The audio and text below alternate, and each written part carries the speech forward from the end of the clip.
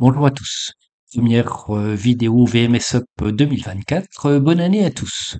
La dernière formation de 2023, elle a été avec Jérémy, menuisier professionnel qui ne connaissait pas du tout SketchUp et faisait ses plans et ses croquis au crayon sur une feuille de papier. La troisième journée a été consacrée à modéliser cette cuisine qui est déjà en grande partie réalisée. On a surtout utilisé le plugin Caisson, le plugin Trace-Pièces pour mettre les façades, le plugin Quincaillerie pour poser les différentes poignées.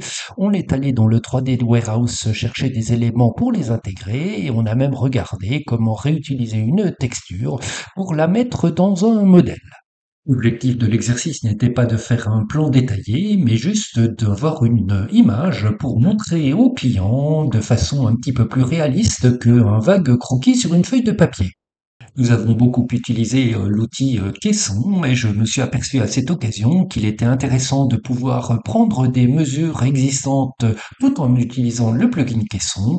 Cette amélioration a été faite et apparaîtra dans la version 3.9.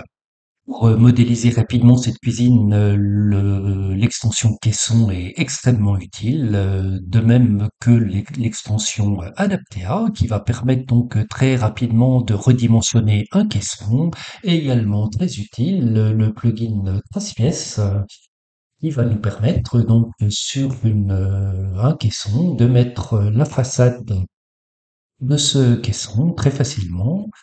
Nous avons également utilisé le plugin Pose des jeux pour pouvoir redimensionner cette façade ici, donc cette façade où les différents jeux apparaissent.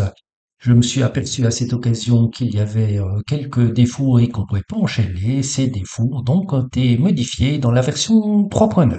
Cette correction va permettre d'enchaîner la pose des jeux sur les différentes façades de façon extrêmement rapide. Un second exercice a permis de modéliser ce projet en cours de dressing. On a là encore utilisé le plugin Caisson. On a regardé comment modéliser un tiroir, en faire un composant type et pouvoir le réinsérer dans un projet existant.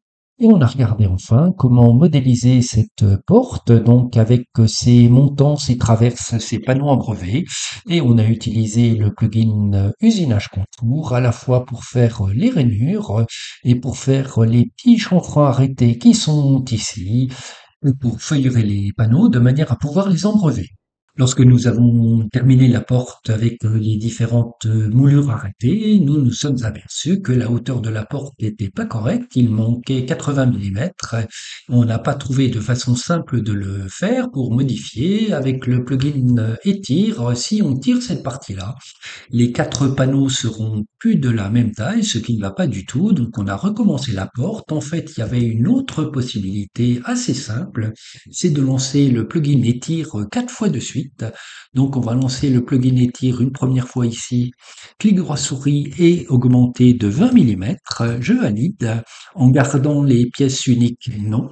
Une seconde fois ici, dans ce sens-là, en enlevant cette fois le panneau, clic droit souris, lancer l'opération 20 mm et on continue par le bas. Donc ici, je clique ici pour enlever le panneau, lancer l'opération 20 mm et je termine par cette partie-ci.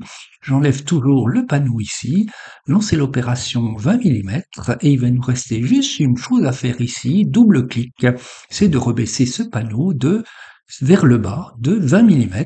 Je tape 20 mm et ma porte est ainsi redimensionnée en quelques dizaines de secondes.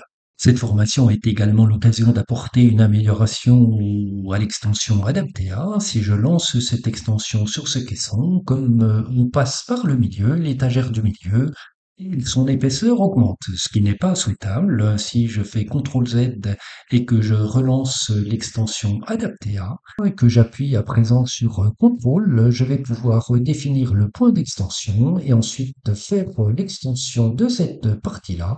Et donc l'étagère n'est pas touchée. Voici pour les retours de cette formation à propos d'une cuisine. Merci Jérémy. Bonne utilisation des extensions VMS Up et à très bientôt.